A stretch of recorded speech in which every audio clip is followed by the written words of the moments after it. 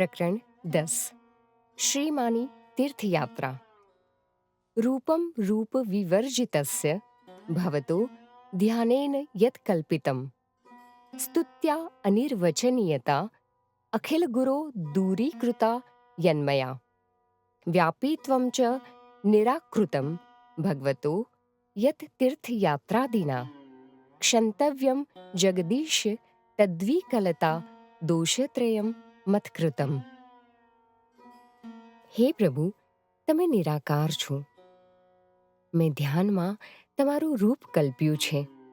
હે જગદગુરુ, મેં તમારા અવર્ણનીય સ્વરૂપ વિપરીત તમારા સ્તોત્રો ગાયા છે.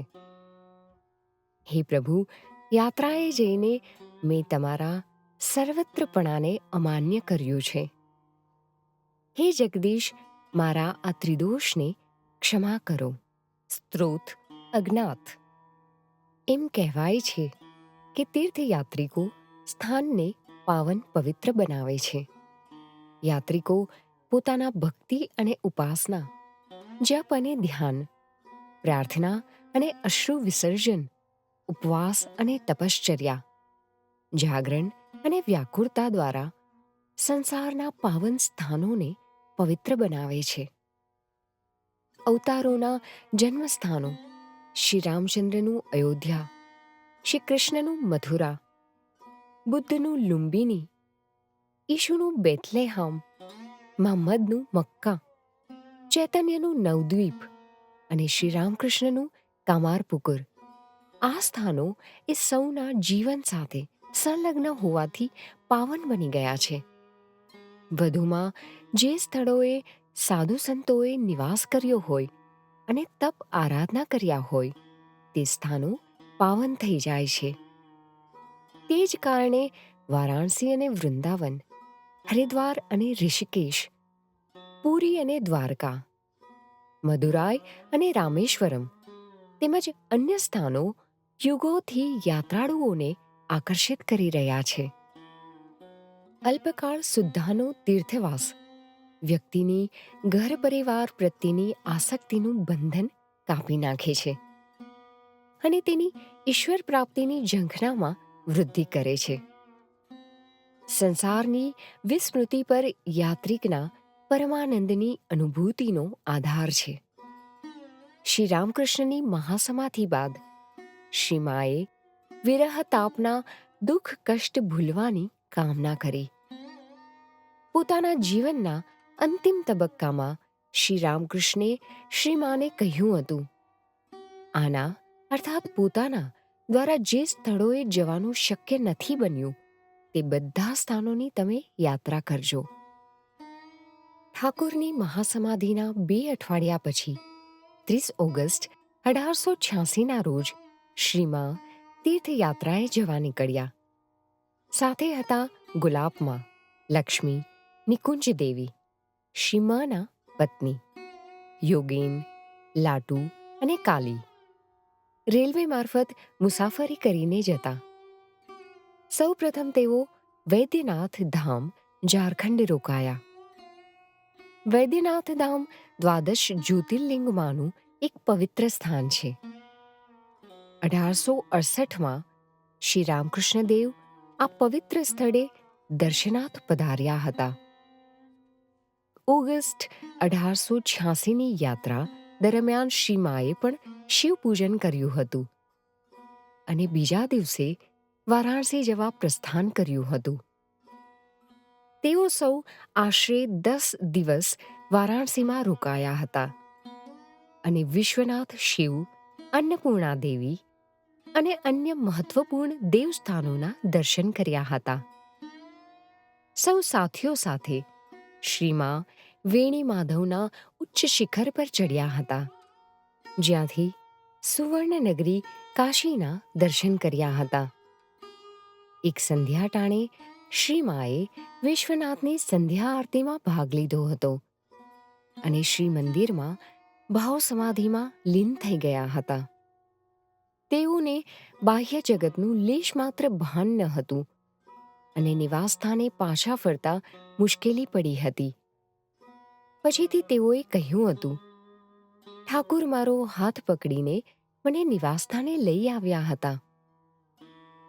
લાટુએ પછી તે સ્મૃતિ વાગોળતા કહ્યું હતું, એક સાયંકાળે અમે વિશ્વનાથ બાબાના મંદિરમાં સંધ્યા આરતીમાં ભાગ લીધો.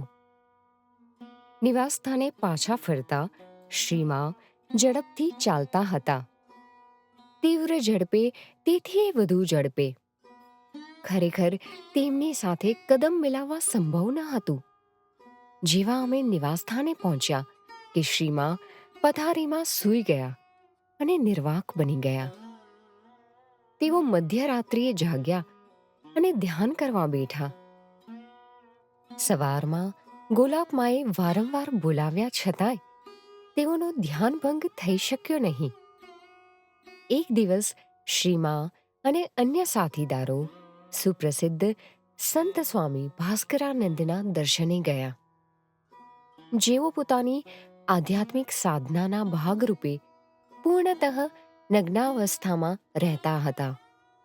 જ્યારે તેઓ સ્વામીને મળ્યા ત્યારે સ્વામીએ કહ્યું, સંકોચ મત કરો માઈ, તુમ સબ જગદંબા હો. શરમ ક્યાં? શું એટલે કે મારી પુરુષ ઇન્દ્રિય છે? કેમ વળી તે મારી આંગળીઓ સમાન છે. પછીથી આ પ્રસંગને યાદ કરીને શ્રીમા કહેતા, કેવા નિર્વિકાર, શાંત, મહાન આત્મા. તેઓ કાયમ દિગંબર રહે છે, શિયાળા અને ઉનાળામાં સમાન રૂપે. શ્રીમા વારાણસી હતા ત્યારે એક નેપાળી સંન્યાસીની શ્રીમાને કેટલીક વાર મળવા આવતી. આ સંન્યાસીની ઘણા બધા વિધિ વિધાનો અને આધ્યાત્મિક સાધનાઓ જાણતી હતી. તેને શ્રીમાની માનસિક સ્થિતિનો અણસાર આવી ગયો અને સૂચન કર્યું કે મનોતાપના નિવારણ અર્થે શ્રીમાએ પંચતપાનું અનુષ્ઠાન કરવું. વારાણસીના દર્શન કર્યા બાદ શ્રીમાના કેટલાક સાથીદારોએ પ્રયાગરાજની યાત્રા કરીને ગંગા યમુનાના પાવન સંગમ સ્થાનમાં સ્નાન કરવાનું સૂચન કર્યું. શ્રીમાને વારાણસી બાદ અયોધ્યા જવાની ઈચ્છા હતી. તેથી તેમના આગ્રહવશાત સૌ સાથીદારો રેલવે દ્વારા શ્રી રામચંદ્રના જન્મસ્થાને જવા નીકળ્યા. તેઓ ત્યાં એક દિવસ રોકાયા અને ત્યાંના મહત્વના મંદિરમાં દર્શન કર્યા તથા સરયુ સ્નાન કર્યું. સરયુ નદીમાં સ્નાન કર્યા બાદ શ્રીમાએ ભોજન રાંધ્યું અને સૌને જમાડ્યા. યોગેને કહ્યું, આહા, કેવું મહાન સૌભાગ્ય! આજે સીતા માતાએ આ પવિત્ર અયોધ્યામાં આપણને ભોજન કરાવ્યું. બીજા દિવસે સૌ વૃંદાવન જવા નીકળ્યા. માર્ગમાં રેલવે મુસાફરી દરમિયાન શ્રીમાને ઠાકુરના દર્શન થયા. ત્યારે શ્રીમા ઠાકુરનું ઇષ્ટ કવચ હાથે ધારણ કરતા હતા. રેલવે ડબ્બામાં શ્રીમા બારીની ધાર પર હાથ રાખીને ઇષ્ટ કવચ દેખાય તેવી રીતે સૂતા હતા. ઠાકુરે એકાએક દર્શન દઈ ને બારીમાં ડોક્યું કરીને કહ્યું, અરે, તમે ઇષ્ટ કવચ આમ શા માટે પહેર્યું છે? ચોર સરળતાથી તેને ઝૂંટવી લેશે. શ્રીમા સત્વરે જાગી ગયા અને હાથેથી ઇષ્ટ કવચ કાઢી નાખ્યું અને શ્રી ઠાકુરનો ફોટો રાખતા હતા. તે ધાતુની નાની પેટીમાં મૂકી દીધું. શ્રીમાને જાણમાં આવી ગયું કે ઠાકુર નિરંતર તેમની સાથે રહીને રક્ષણ કરી રહ્યા છે. પછીથી શ્રીમાએ કદાપી તે ઇષ્ટ કવચ ધારણ કર્યું નહીં. તેઓ તેની નિત્ય પૂજા કરતા અને પછીથી ઠાકુરના શ્રી મંદિરમાં પૂજા અર્થે બેલુર મઠને સોંપી દીધું.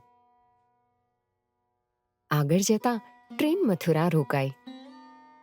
ત્યાંથી યાત્રાળુઓ વૃંદાવનમાં આવેલ કાલાબાબુની કુંજમાં આવી પહોંચ્યા. આ ભવન બલરામ બાબુના પરિવારની માલિકીનું હતું. આ કુંજમાંના ભવ્ય ભવનમાં શ્રી કૃષ્ણ મંદિર આવેલ હતું. આ કુંજ ભવન યમુના નદીના તટ પર આવેલ હતું. મથુરા પાવન ભૂમિ છે. શ્રી કૃષ્ણની બાળ લીલા ભૂમિ છે.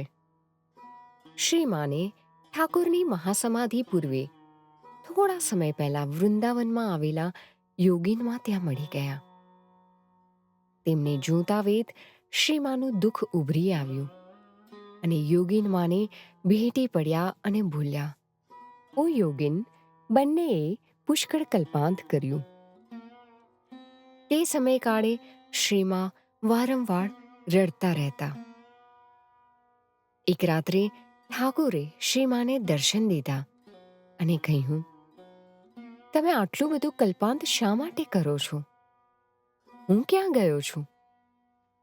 આ તો એક ઓરડામાંથી બીજા ઓરડામાં જવાનું થયું. વારંવારના ઠાકોરના દર્શનને કારણે શ્રીમાના દુઃખની તીવ્રતા ઓછી થઈ. શ્રી રામકૃષ્ણે 1868માં વૃંદાવનની યાત્રા કરી હતી અને શ્રી કૃષ્ણ લીલા વિષયક વિવિધ દર્શનોની અનુભૂતિ કરી હતી. વૃંદાવનમાં શ્રીમા અવારનવાર રાધા ભાવમાં મગ્ન રહેતા અને ભાવ સમાધિની અનુભૂતિ કરતા. જેમ ગોપીઓ વૃંદાવનની કુંજમાં શ્રી કૃષ્ણની શોધખોળ કરતી, તેમ શ્રીમા પણ પોતાના પ્રિયતમની ખોજમાં યમુના તટે એકાકી વિચરતા. પાછળથી શ્રીમાએ એક ભક્તને કહ્યું હતું, હું રાધા છું. રૂઢિચુસ્ત વૈષ્ણવો ઉઘાડા પગે વૃંદાવનની પરિક્રમા કરે છે અને શ્રી કૃષ્ણના લીલા સ્થાનોના દર્શન કરે છે. શ્રીમા સહિત તેમના સાથીઓએ પણ આ પરંપરાનું અનુસરણ કર્યું. આ પરિક્રમામાં તેમને 15 દિવસ થયા. શ્રીમાએ યમુના તટ, કુંજ, વૃક્ષો, મંદિરો, તપસ્વી સાધુઓ અને વ્રજના સૌંદર્યમય દ્રશ્યોનું બારીકાઈથી નિરીક્ષણ કર્યું હતું.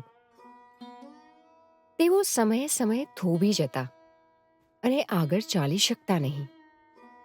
યોગીનમાં અટકળ બાંધતા કે શ્રીમાને દિવ્ય દર્શન થઈ રહ્યા છે.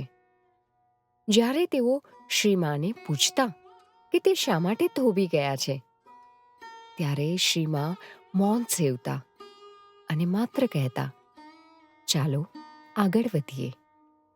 સ્વામી યોગાનંદે શ્રીમાના વૃંદાવન નિવાસનું હૂબહુ વર્ણન કરતા નોંધ્યું છે. ઠાકોરની મહાસમાધિ પછીના શ્રીમાના તીવ્ર વિરહ વેદના કાળના સમયે પણ અમે શ્રીમાને સર્વકાળ ઠાકોરની ઉપસ્થિતિ અને દિવ્ય દર્શનની અનુભૂતિ થતી રહી હોય તેમ નિહાળ્યા છે. અમે સૌ પ્રથમ પોતાને અનાથ સંતાનો અનુભવતા, પરંતુ શ્રીમાનો પ્રેમ અમારો આધાર હતો. વૃંદાવનમાં શ્રીમાને ઘણી આધ્યાત્મિક અનુભૂતિઓ થતી હતી. એકવાર તેમના સ્ત્રી સંગાથીઓએ શ્રીમાને ગહન સમાધિમાં ડૂબેલા જોયા. તેઓએ શ્રીમાના કાનમાં ભગવાનના નામનું ઉચ્ચારણ કર્યું અને તેમના મનને બાહ્ય જગતમાં લાવવાનો પ્રયાસ કર્યો. મેં મારી સર્વશક્તિથી શ્રીમાના કાનમાં શ્રી રામકૃષ્ણનું નામ રટણ કર્યું અને શ્રીમાને સાધારણ અવસ્થામાં આવતા જોયા. આ ભાવાવસ્થાના સમયગાળા દરમિયાન શ્રીમાની વાણી, વર્તન, ખાવાની રીત, ચાલવાની ઢબ અને સાધારણ વર્તણૂક એકદમ ઠાકોરના જેવા જ થઈ ગયા હતા. આપણે સાંભળીએ છીએ કે ગાઢ સમાધિ અવસ્થા કાળે પૂજક અને પૂજનીય એકાકાર થઈ જાય છે. આવી સ્થિતિને શાસ્ત્રોમાં તાદાત્મ્ય ભાવ સ્થિતિ તરીકે ઓળખવામાં આવે છે. આપણે ભાગવતમાં વાંચીએ છીએ કે ગોપીઓ શ્રી કૃષ્ણ વિરહને સહન ન કરી શકવાને કારણે શ્રી કૃષ્ણ ભાવથી એવી તદાકાર થઈ ગઈ હતી, તેઓ પોતાનો વ્યક્તિત્વ ભાવ ભૂલી જઈને પોતે જાણે કે શ્રી કૃષ્ણ હોય તેમ વર્તવા લાગી હતી.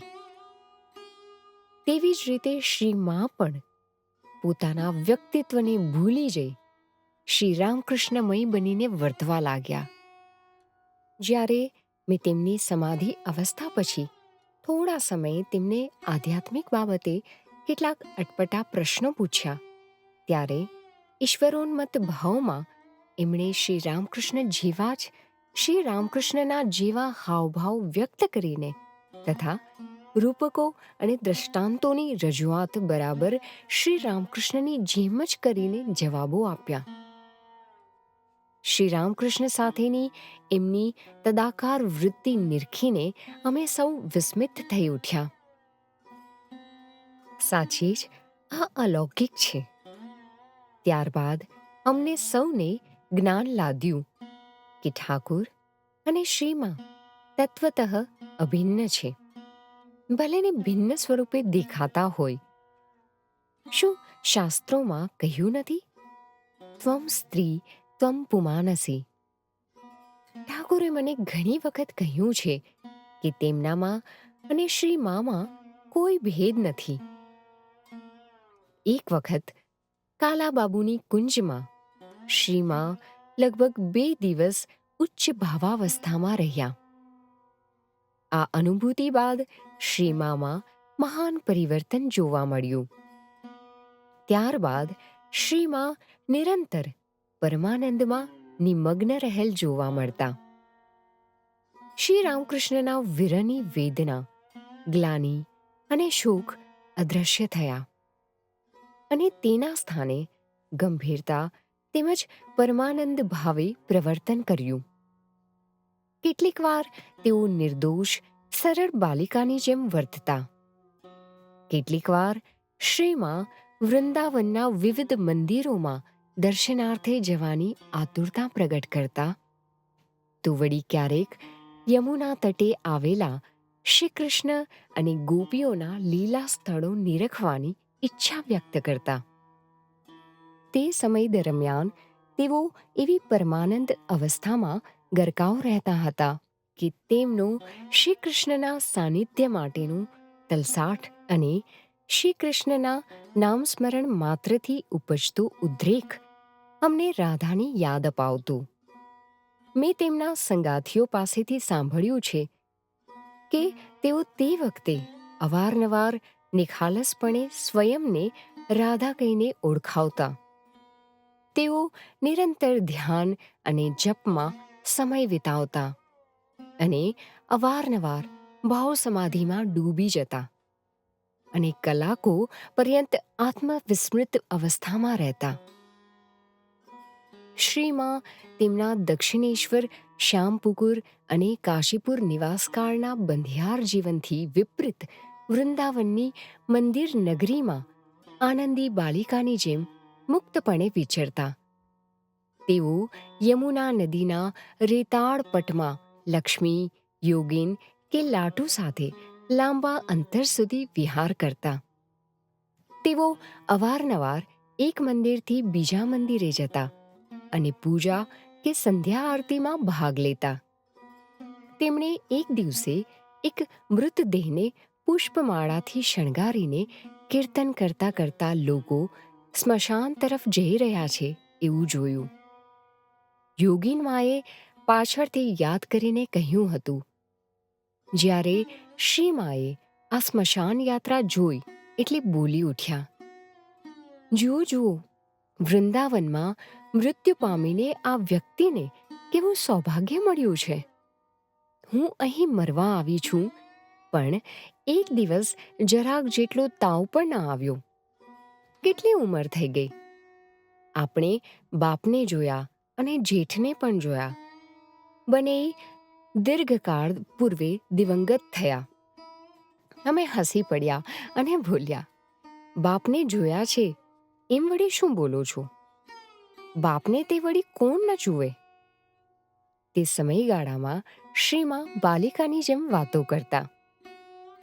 એકવાર શ્રીમાં વૃંદાવનમાં રાધારમણના મંદિરમાં દર્શનાર્થે ગયા. તેમણે ભાવદશામાં જોયું કે નવગોપાલ ઘોષના પત્ની શ્રી રામકૃષ્ણની મૂર્તિ સમક્ષ ઊભા રહીને પંખો નાખી રહ્યા હતા. નિવાસસ્થાને આવીને શ્રી માએ યોગીન માને કહ્યું, યોગીન, નવગોપાલની પત્ની અત્યંત પવિત્ર છે. મેં તેને મૂર્તિને પંખો નાખતી જોઈ હતી. વૃંદાવન નિવાસ દરમિયાનના એક પ્રસંગનું વર્ણન કરતા શ્રી માએ પાછળથી જણાવ્યું હતું, આપણી ગોલાબનું મન પૂર્ણતઃ પવિત્ર છે. વૃંદાવનમાં માધવજીના મંદિરમાં કોઈકના બાળકે ફરસને ગંદી કરી હતી. દરેક જણ તે તરફ નિર્દેશ કરતું, પરંતુ કોઈ જ તે જગ્યા સાફ કરવા તત્પર થયું નહીં. જ્યારે આ ગોલાબના ધ્યાનમાં આવ્યું, ત્યારે તેણે પોતાની સુંદર સાડીનો છેડો ફાડ્યો અને તેનાથી તે સ્થાન સાફ કર્યું. એક સ્ત્રી બોલી ઉઠી, આના જ બાળકે અહીં ગંદકી કરી હશે, તેથી જ તે સાફ કરે છે. મેં મારી જાતને કહ્યું, ઓ માધવજી, જુઓ તેઓ શું બોલે છે. અન્ય કેટલીક સ્ત્રીઓ બોલી, ના ના, આ પવિત્ર સ્ત્રીઓ છે, તેઓ બીજા માટે તેવું કરે છે. શ્રી માએ પછીથી યાદ કરીને કહ્યું હતું, વૃંદાવનમાં યોગીન અને હું આનંદપૂર્વક કલાકો સુધી મંત્ર જાપ કર્યા કરતા. માખીઓ અમારી આંખો અને હોઠ પર બેસતી અને ડંખ મારતી, પરંતુ અમને લગી રહી ખ્યાલ આવતો નહીં. એક દિવસ મેં શ્રી રાધારમણને પ્રાર્થના કરી, હે પ્રભુ, મારી દોષ દર્શનની પ્રકૃતિનું હરણ કરો. હું અન્યના દોષને કદાપી ન જોઉં. અન્ય પ્રસંગે શ્રી માએ કહ્યું હતું, પહેલાં હું પણ બીજાના દોષ જોયા કરતી. પછી મેં ઠાકુરને પ્રાર્થના કરી અને તેમની કૃપાથી મારા તે દોષનું નિવારણ થયું. માનવનો સ્વભાવ જ છે અન્યના દોષ જોવાનો. તમારે બીજાના ગુણોની કદર કરવાનું શીખવું જોઈએ. માનવ માત્ર ભૂલને પાત્ર છે, એમાં શંકા નથી, પરંતુ તમારે તે પ્રતિ લક્ષ્ય ન રાખવું. જો નિરંતર અન્યના દોષ જોયા કરશો તો તમને માત્ર દોષ જ જણાયા કરશે. શ્રી રામકૃષ્ણના આદેશથી વૃંદાવનમાં શ્રી માએ પોતાના આધ્યાત્મિક શિક્ષણનો પ્રારંભ કર્યો. એક દિવસ શ્રી માને દર્શન દઈને ઠાકોરે કહ્યું, તમે યોગેન સ્વામી યોગાનંદ ને મંત્ર આપો. શ્રી માને શરૂમાં સંકોચ થતો હતો. તેઓ મૂંઝવણનો અનુભવ કરવા લાગ્યા. શ્રી મા વિચારવા લાગ્યા, આ વળી શું? લોકો શું વિચારશે? દરેક કહેવા લાગશે કે શ્રી માએ શિષ્યો પણ કરવા માંડ્યા. શ્રી માએ ગણકાર્યું નહીં, જાણે કે આ આદેશ પોતાના મનની કલ્પનાની ઉપજ છે. પરંતુ ઠાકુરે ઉપરાઉપરી 2 દિવસ દર્શન આપ્યા. ત્રીજા દિવસે ઠાકુરે કહ્યું, મેં તેને મંત્ર દીક્ષા આપી નથી. તમારે તેને મંત્ર દીક્ષા આપવી જ પડશે. ઠાકુરે શ્રી માને કયો મંત્ર આપવો તે પણ કહ્યું. શ્રી માએ ઠાકુરને કહ્યું, હું તેની સાથે વાત સુદ્ધા કરતી નથી. હું તેને કેવી રીતે મંત્ર દીક્ષા આપું? ઠાકુરે કહ્યું કે તેઓ યોગીન સાથે યોગીન માં મારફત વાત કરે. યોગીન માએ યોગીન પાસેથી જાણી લીધું કે તેને ઠાકુરે મંત્ર દીક્ષા આપી નથી. ઠાકુરે યોગીનને પણ દર્શન આપ્યા હતા અને શ્રી મા પાસેથી મંત્ર દીક્ષા લેવા જણાવ્યું હતું. પરંતુ તે જાતે શ્રી મા સમક્ષ એ વાત જણાવી શક્યા નહીં. જ્યારે શ્રી માને ખ્યાલ આવ્યો, ઠાકુરે તે બંનેને એક જ પ્રકારે આદેશ આપ્યો છે, ત્યારે તેઓ યોગીનને મંત્ર દીક્ષા આપવા તૈયાર થયા. યોગીન માએ મંત્ર દીક્ષાના પ્રસંગને યાદ કરતા પછીથી જણાવ્યું હતું, ઠાકુરના ચિત્રપટ અને આત્મારામની ડબ્બી સમક્ષ શ્રી માએ પૂજા કરી. ત્યારબાદ તેમણે યોગેનને બોલાવડાવ્યા અને પોતાને સમક્ષ બેસવા કહ્યું. પૂજા દરમિયાન શ્રીમાં ભાવમગ્ન બન્યા અને એ જ સ્થિતિમાં મંત્ર દીક્ષા આપી. શ્રીમાએ એટલા મોટા સ્વરે મંત્રનું પુનરુચ્ચારણ કર્યું કે મેં બાજુના ઓરડામાંથી સાંભળ્યું. આમ યોગેનને શ્રીમાએ પ્રથમ મંત્ર દીક્ષા આપી. આ રીતે શ્રીમાના જીવનનું નૂતન પ્રકરણ પ્રારંભ પામ્યું. શ્રીમા પોતાના સંતાનોની જેમ ઠાકોરના શિષ્યોને સ્નેહ કરતા. વૃંદાવનમાં લાટુના ભોજનનો નિશ્ચિત સમય ન હતો. તે શ્રીમા કે તેમના સાથીદારો સમીપ કા સમયે આવતા અને કંઈક ખાવાનું માગતા. વધુમાં કેટલીક વાર તે વાંદરાઓ સાથે ભોજન આરોગતા કે જેથી સ્ત્રી વર્ગ નાખુશ થતો. પણ શ્રીમા લાટુના આવા બાળ સુલભ સ્વભાવથી સુપરિચિત હતા અને લક્ષ્મી તેમજ ગુલાબમાને તેમને ઠપકો ન આપવા જણાવતા. શ્રીમા સ્વયં લાટુની દેખભાળ કરતા. શ્રીમા પોતાના સાથીદારોને લાટુના ભોજનની થાળી નિશ્ચિત સ્થાને ઢાંકીને રાખવાનું જણાવતા કે જેથી તે ગમે તે સમયે આવીને યથેચ્છ ભોજન કરી શકે. એકવાર તે 3 દિવસ ગાયબ રહ્યા. તેથી શ્રીમા અત્યંત ઉદ્વિગ્ન બન્યા. પછી તે એકાએક પુનઃ દેખાયા. જ્યારે શ્રીમાએ તેઓ ક્યાં હતા એમ પૂછ્યું ત્યારે લાટુએ જણાવ્યું, યમુના તટે. પછી લાટુએ બાળકની જેમ શ્રીમાને કહ્યું, મને ખૂબ જ ભૂખ લાગી છે, મને કંઈક ખાવાનું આપો. શ્રીમા તાત્કાલિક કંઈક ખાવાનું લાવ્યા. લાટુએ ભોજન આરોગ્યું અને વળી પાછા ગાયબ થઈ ગયા. શ્રીમાએ કહ્યું, સાચે જ લાટુ અદ્ભુત છે. લાટુએ સ્મૃતિકથામાં નોંધ્યું છે. વૃંદાવન નિવાસકાળ દરમિયાન શ્રીમા ઠાકોરના ચિત્રપટની પુષ્પો તથા અન્ય ચીજવસ્તુઓથી પૂજા કરતા. શ્રીમા પોતાની સાથે ઠાકોરના દેહાવશેષનો કેટલોક અંશ નાનકડી ડબ્બીમાં રાખતા હતા. ઠાકોરના ચિત્રપટની પૂજા પૂરી કર્યા પછી શ્રીમા ડબ્બીને પોતાના કપાળે અડાડતા અને અત્યંત આદરપૂર્વક યથાસ્થાને પાછી મૂકતા. એક દિવસ તેમણે અમારા સૌના મસ્તકે તેનો સ્પર્શ કરાવ્યો.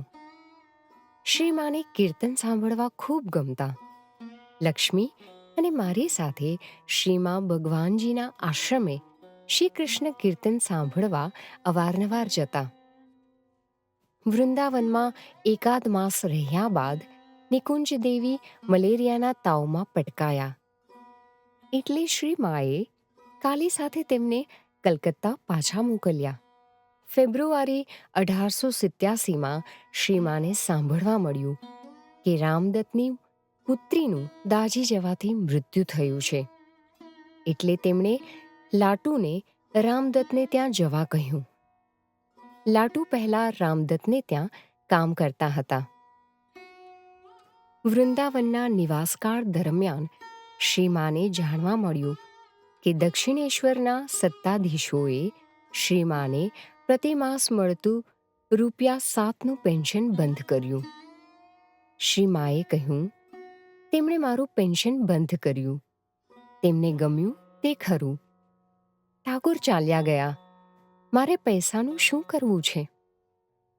વૃંદાવનના નિવાસકાળના અંતિમ દિવસોમાં શ્રીમા, લક્ષ્મી, યોગેનમાં, ગુલાબમાં અને યોગેન હરિદ્વાર ગયા. અહીં હિમાલયમાંથી ઉતરી આવીને ગંગા નદી મેદાન પ્રદેશમાં પ્રવેશે છે. મુસાફરી દરમિયાન રેલવેમાં યોગેનને એકદમ ખૂબ તાવ ચડ્યો. જ્યારે તેઓ અચેત હતા ત્યારે ભયંકર દેવી મૂર્તિ તેમની સમક્ષ પ્રગટ થઈ અને કહ્યું, મેં તારા જીવનનો અંત આણ્યો હોત, પરંતુ હું લાચાર છું. તારા ગુરુ પરમહંસ દેવના આદેશથી હું તને છોડીને ચાલી જાઉં છું. તું આ દેવીને રસગુલ્લા નિવેદિત કરજે. તે દેવી આકૃતિએ લાલ સાડી પહેરેલ દેવી તરફ અંગુલી નિર્દેશ કર્યો. બીજા દિવસે યોગીનનો તાવ ઉતરી ગયો. યાત્રાળુઓ થોડા દિવસ હરિદ્વારમાં રોકાયા કે જ્યાં ઘણા તપસ્વીઓ સાધના કરે છે. શ્રી માએ બ્રહ્મકુંડમાં સ્નાન કર્યું અને ઠાકોરના કેટલાક વાળ અને નખ પવિત્ર ગંગા નદીમાં પધરાવ્યા. શ્રી માએ ત્યાંના મુખ્ય મંદિરોમાં દર્શન કર્યા અને ચંડી પર્વત પર ચડીને જગન્માતાની પૂજા કરી. ત્યાંથી બધા રાજસ્થાન રાજ્યના જયપુર ગયા અને પ્રખ્યાત ગોવિંદ મંદિરના દર્શન કર્યા. બીજા બધા મંદિરોમાં દર્શન કરતા કરતા તેઓ એક દેવી મંદિરમાં પધાર્યા. મૂર્તિ સમક્ષ આવતા વેત જ યોગેન મહારાજ બોલી ઉઠ્યા કે આ જ દેવીના દર્શન એમણે તાવમાં કર્યા હતા. એ શીતલા માતા હતા. 8 આનાની મીઠાઈ ખરીદી એમણે ભોગ ધરાવ્યો. જયપુરથી તેઓ પુષ્કર તીર્થ આવ્યા અને વિખ્યાત બ્રહ્મા મંદિરમાં દર્શન કર્યા. આ પશ્ચિમ ભારતનું પ્રખ્યાત તીર્થધામ છે. તેઓએ પુષ્કર સરોવરમાં સ્નાન કર્યું. આ સરોવર ચોતરફ પહાડોથી ઘેરાયેલું છે. એક પહાડનું નામ સાવિત્રી પહાડ છે. સાવિત્રી દેવી બ્રહ્માજીના પત્ની કહેવાય. શ્રીમા 750 ફૂટ ઊંચા સાવિત્રી પહાડ પર ચડ્યા અને સાવિત્રીની પૂજા કરી. ત્યારબાદ સૌ વૃંદાવન પાછા આવ્યા.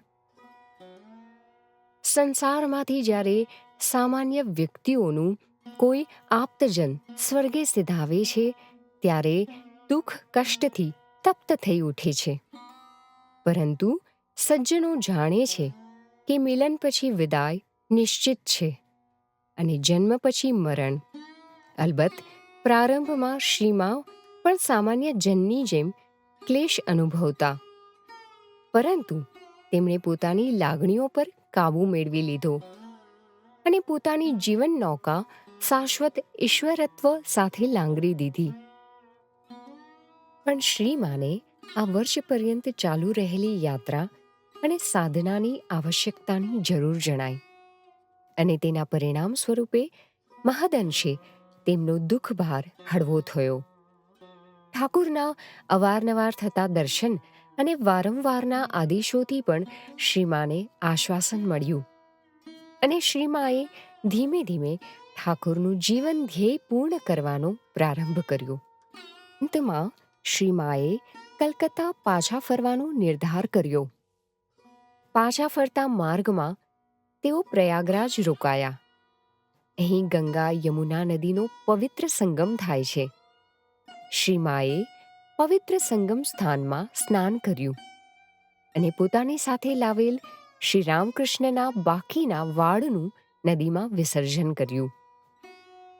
પછીના સમયમાં શ્રીમાએ આ પ્રસંગનું વર્ણન કરતા કહ્યું હતું, ઠાકુરના વાળ કઈ સામાન્ય વસ્તુ કહેવાય? એમના દેહાંત પછી એમના વાળ સંગમમાં પધરાવવા માટે હું પ્રયાગ ગઈ હતી. હાથમાં વાળ લઈ સંગમ પર હું સ્થિર ઊભી હતી. ત્યાં અચાનક એક મોટું મોજું આવ્યું અને મારા હાથમાંથી વાળ લઈ શમી ગયું. તીર્થની પવિત્રતા વધારવા માટે મારી પાસેથી વાળ લઈ લીધા હતા. ઓગસ્ટ 1887માં સૌ કલકત્તા પાછા ફર્યા.